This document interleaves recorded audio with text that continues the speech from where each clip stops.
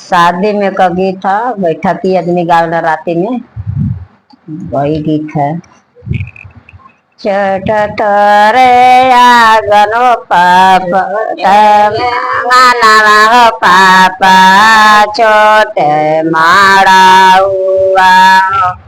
सजाना केले दुआर छोटाया गाना पापा छोट माड़ा हुआ सजाना केले दुआर गाऊ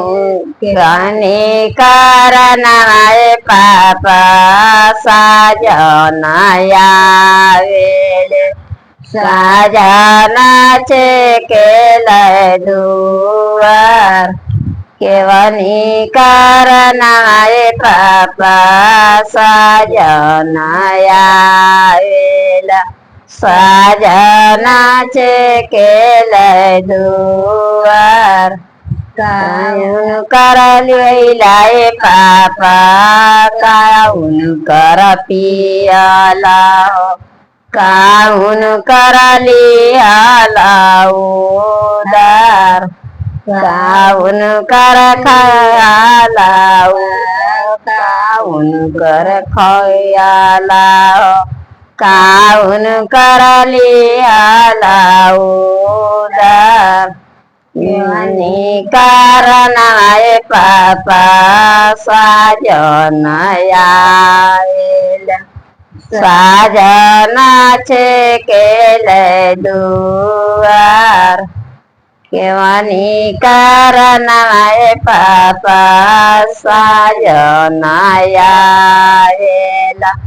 साजना केले दुआर कर खाइने बेटी पानी उनकर पिया लिया फुलावा पलिया उदार नाना उनकर खाइने बेटी पानी उनकर पिया लिया फुलावा पलिया उदार तुम्हारी करनाए बेटी साजनाया वेले साजना केले दुआर तुम्हारी करनाए बेटी साजनाया वेला साजना केला दुआर पानियन कर बाबा दाना उनकर फेंकिया पापा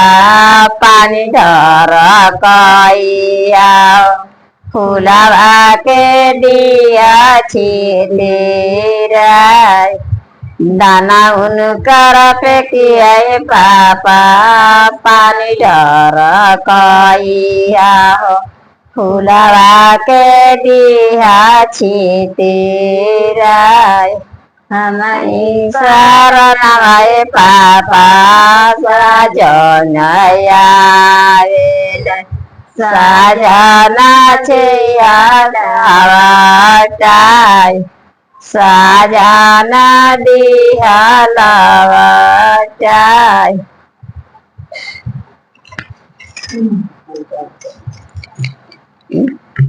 पानी के